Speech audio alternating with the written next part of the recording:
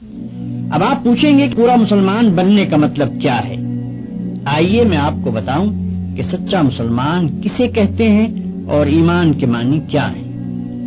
آپ کو معلوم ہے کہ انسان ایک کلمہ پڑھ کر مسلمان بنتا ہے، اور وہ کلمہ بھی کچھ بہت زیادہ لمبا چوڑا نہیں ہے، صرف چند لفظ ہیں۔ لا الہ الا اللہ محمد الرسول اللہ، اللہ کے سوا کوئی خدا نہیں، محمد اللہ کے رسول ہیں۔ ان الفاظ کو زبان سے ادا کرتے ہی آدمی کچھ سے کچھ ہو جاتا ہے۔ پہلے کافر تھا، اب مسلمان ہو گیا۔ پہلے ناپاک تھا، اب پاک ہو گیا۔ پہلے خدا کے غضب کا مستحق تھا، اب اس کا پیارا ہو گیا۔ پہلے دوزخ میں جانے والا تھا، اب جنت کا دروازہ اس کے لیے کھل گیا۔ اور بات صرف اتنے ہی پر نہیں رہتی، یہ کلمہ ایسی چیز ہے جو غیروں کو ایک دوسرے سے ملا دیتی ہے اور اپنوں کو ایک دوسرے سے کاٹ دیتی ہے۔ باپ اگر کلمہ پڑھنے والا ہے اور بیٹا اس سے انکار کرتا ہے تو گویا باپ باپ نہ رہا اور بیٹا بیٹا نہ رہا۔ باپ کی جائیداد سے اس بیٹے کو ورثہ نہ ملے گا۔ گویا اس کلمے کا زور اتنا ہے کہ خون اور رحم کے رشتے بھی اس کے مقابلے میں کچھ نہیں ہیں۔ اب ذرا اس بات پر غور کرو کہ یہ اتنا بڑا فرق جو آدمی اور آدمی میں ہو جاتا ہے، یہ آخر کیوں ہوتا ہے؟ کلمے میں ہے کیا؟ صرف چند حرف ہی تو ہیں، لام، الف، ہے، میم، واو، سین اور ایسے ہی دو چار حروف اور۔ ان حرفوں کو ملا کر اگر منہ سے نکال دیا تو کیا کوئی جادو ہو جاتا ہے کہ آدمی کی کایا پلٹ جائے؟ آدمی اور آدمی میں کیا بس اتنی سی بات سے زمین و آسمان کا فرق ہو سکتا ہے؟ میرے بھائیو، تم ذرا سمجھ سے کام لوگے تو تمہاری عقل خود کہہ دے گی کہ فقط منہ کھولنے اور زبان ہلا کر چند حرف بول دینے کی اتنی بڑی تاثیر نہیں ہو سکتی۔ بت پرست مشرک تو ضرور یہ کہہ سکتے ہیں کہ بس ایک منتر پڑھ دینے سے پہاڑ ہل جائے گا، زمین شق ہو جائے گی اور چشمے ابلنے لگیں گے، چاہے منتر کے معنی کی کسی کو خبر نہ ہو۔ مگر اسلام میں یہ بات نہیں ہے۔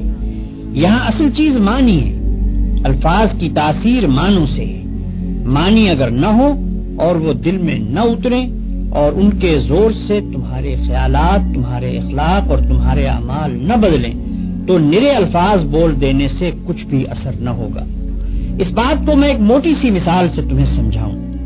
فرض کرو تمہیں سردی لگتی ہے، اگر تم زبان سے روئی لحاف پکارنا شروع کر دو تو سردی لگنی بند نہ ہوگی، چاہے تم رات بھر میں 1,00,000 تسبیحیں روئی لحاف کی پڑھ ڈالو۔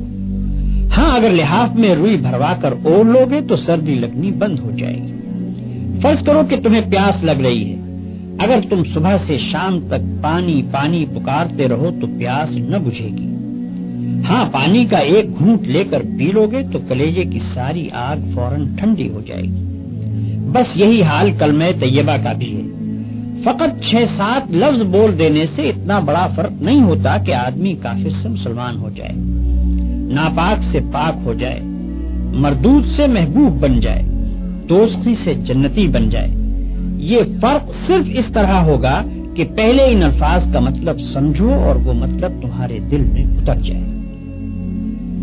پھر تمہیں اچھی طرح یہ احساس ہو کہ تم اپنے خدا کے سامنے اور ساری دنیا کے سامنے کتنی بڑی بات کا اقرار کر رہے ہو، اور اس اقرار سے تمہارے اوپر کتنی بڑی ذمہ داری آ گئی ہے۔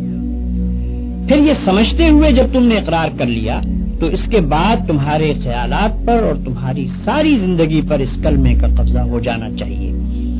پھر تم کو اپنے دل و دماغ میں کسی ایسی بات کو جگہ نہ دینی چاہیے جو اس کلمے کے خلاف ہو۔ پھر تم کو ہمیشہ کے لیے بالکل فیصلہ کر لینا چاہیے کہ جو بات اس کلمے کے خلاف ہے وہ جھوٹی ہے اور یہ کلمہ سچا ہے۔ اس کلمے کا اقرار کرنے کے بعد تم کافروں کی طرح آزاد نہیں رہے کہ جو چاہو کرو، بلکہ اب تم پابند ہو اس بات کے کہ یہ کلمہ جو کہے اس کو کرنا پڑے گا اور جس سے وہ منع کرے اس کو چھوڑنا پڑے گا۔ اس طرح کلمہ پڑھنے سے آدمی مسلمان ہوتا ہے، اور اس طرح کلمہ پڑھنے کی وجہ سے آدمی اور آدمی میں اتنا بڑا فرق ہوتا ہے جس کا ذکر میں نے ابھی تم سے کیا۔ آؤ اب میں تمہیں بتاؤں کہ کلمے کا مطلب کیا ہے۔ کلمے کے معنی یہ ہیں کہ اللہ کے سوا کوئی اور خدا نہیں ہے اور حضرت محمد صلی اللہ علیہ وسلم اللہ کے رسول ہیں۔ کلمے میں الہ کا جو لفظ آیا ہے اس کے معنی خدا کے ہیں۔ خدا اس کو کہتے ہیں جو مالک ہو، حاکم ہو، خالق ہو، پالنے اور پوسنے والا ہو، دعاؤں کا سننے اور قبول کرنے والا ہو اور اس کا مستحق ہو کہ اس کی عبادت کی جائے۔ اب جو تم نے لا الہ الا اللہ کہا تو اس کے معنی یہ ہوئے کہ اول تو تم نے یہ اقرار کیا کہ یہ دنیا نہ تو بے خدا کے بنی ہے اور نہ ایسا ہی ہے کہ اس کے بہت سے خدا ہوں، بلکہ دراصل اس کا خدا ہے اور وہ خدا ایک ہی ہے اور اس ایک ذات کے سوا خدائی کسی کی نہیں ہے۔ دوسری بات جس کا تم نے کلمہ پڑھتے ہی اقرار کیا وہ یہ ہے کہ وہی ایک خدا تمہارے اور سارے جہان کا مالک ہے۔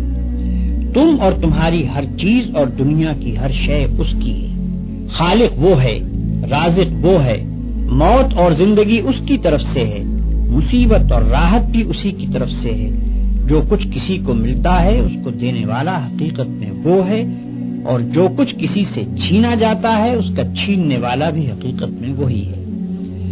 ڈرنا چاہیے تو اس سے، مانگنا چاہیے تو اس سے، سر جھکانا چاہیے تو اس کے سامنے، عبادت اور بندگی کی جائے تو اس کی، اس کے سوا ہم کسی کے غلام اور بندے نہیں اور اس کے سوا کوئی ہمارا آقا اور حاکم نہیں۔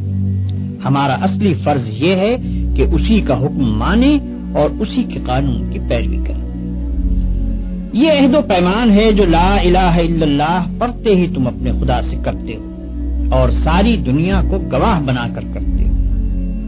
اس کی خلاف ورزی کرو گے تو تمہاری زبان، تمہارے ہاتھ پاؤں، تمہارا رونگٹا رونگٹا اور زمین اور آسمان کا ایک ایک ذرہ جس کے سامنے تم نے جھوٹا اقرار کیا تمہارے خلاف خدا کی عدالت میں گواہی دے گا اور تم ایسی بے بسی کے عالم میں وہاں کھڑے ہوگے کہ ایک بھی گواہ تم کو صفائی پیش کرنے کے لیے نہ ملے گا۔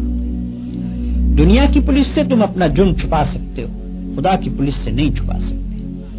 دنیا کی پولیس رشوت کھا سکتی ہے، خدا کی پولیس رشوت کھانے والی نہیں۔ دنیا کے گواہ جھوٹ بول سکتے ہیں، خدا کے گواہ بالکل سچے ہیں۔ دنیا کے حاکم بے انصافی کر سکتے ہیں، خدا ایسا حاکم نہیں جو بے انصافی کرے۔ پھر خدا جس جیل میں ڈالے گا اس سے بچ کر بھاگنے کی بھی کوئی صورت نہیں ہے۔ خدا کے ساتھ جھوٹا اقرار نامہ کرنا بہت بڑی بے وقوفی بلکہ سب سے بڑی بے وقوفی ہے۔ جب اقرار کرتے ہو تو خوب سوچ سمجھ کر کرو اور اس کو پورا کرو، ورنہ تم پر کوئی زبردستی نہیں ہے کہ خواہ مخواہ زبانی ہی اقرار کر لو، کیونکہ خالی خولی زبانی اقرار محض بیکار ہے۔ لا الہ الا اللہ کہنے کے بعد تم محمد رسول اللہ کہتے ہو، اس کے معنی یہ ہے کہ تم نے یہ تسلیم کر لیا کہ محمد صلی اللہ علیہ وسلم ہی وہ پیغمبر ہیں جن کے ذریعے سے خدا نے اپنا قانون تمہارے پاس بھیجا ہے۔ خدا کو اپنا آقا اور شہنشاہ مان لینے کے بعد یہ معلوم ہونا ضروری تھا کہ اس شہنشاہ کے احکام کیا ہیں۔ ہم کون سے کام کریں جن سے وہ خوش ہوتا ہے اور کون سے کام نہ کریں جن سے وہ ناراض ہوتا ہے، کس قانون پر چلنے سے وہ ہم کو بخشے گا اور اس کی خلاف ورزی کرنے پر وہ ہم کو سزا دے گا۔ یہ سب باتیں بتانے کے لیے خدا نے محمد صلی اللہ علیہ وسلم کو اپنا پیغامبر مقرر کیا۔ آپ صلی اللہ علیہ وسلم کے ذریعے سے اپنی کتاب ہمارے پاس بھیجی اور آپ نے خدا کے حکم کے مطابق زندگی بسر کر کے ہم